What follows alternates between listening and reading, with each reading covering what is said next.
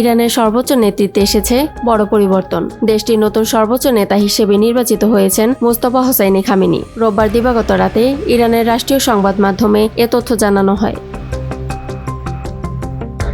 প্রতিবেদন অনুযায়ী ইরানের প্রয়াত সর্বোচ্চ ধর্মীয় নেতা আয়াতুল্লাহ আলী খামেনির ছেলে মোস্তফা খামেনিকে দেশের পরবর্তী সর্বোচ্চ নেতা হিসেবে বেছে নেওয়া হয়েছে। 1979 সালে ইসলামিক বিপ্লবের মাধ্যমে রাজতন্ত্রের অবসান ঘটার পর তিনি হতে যাচ্ছেন ইরানের তৃতীয় সুপ্রিম লিডার। ইরানের সংবিধান অনুযায়ী দেশটির 88 জন শীর্ষ ধর্মীয় ব্যক্তিত্ব নিয়ে গঠিত assembly of expert supreme leader নির্বাচন করে থাকে। সর্বশেষ ভোটাভুটিতে পরিষদের সদস্যরা মোস্তফা খামেনির পক্ষেই মত দেন। একই সঙ্গে দেশটির জনগণ ও রাষ্ট্রীয় প্রতিষ্ঠানের প্রতি নতুন নেতাকে সমর্থনের আহ্বানও জানিয়েছে এই পরিষদ।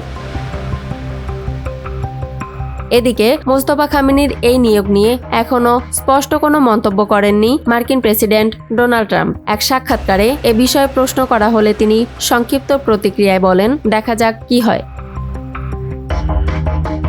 অন্যদিকে দুর্নীতির মামলায় বিচার চলাকালীন নেতানিয়াহুকে ক্ষমা করে দেওয়ার জন্য ইসরায়েলের প্রেসিডেন্ট আইজাক হারজোগের প্রতি আহ্বান জানিয়েছেন ট্রাম্প। তার মতে বর্তমান পরিস্থিতিতে নেতানিয়াহুর উচিত পুরো মনোযোগ যুদ্ধ পরিস্থিতির দিকে দেয়া। বিশ্লেষকদের মতে ইরানের নতুন সর্বোচ্চ নেতার আগমন মধ্যপ্রাচ্যের রাজনীতি ও চলমান যুদ্ধের নতুন সমীকরণ তৈরি করতে পারে। ইয়ামনি নিউজ ডেস্ক, নিউজ 24 ঘন্টা।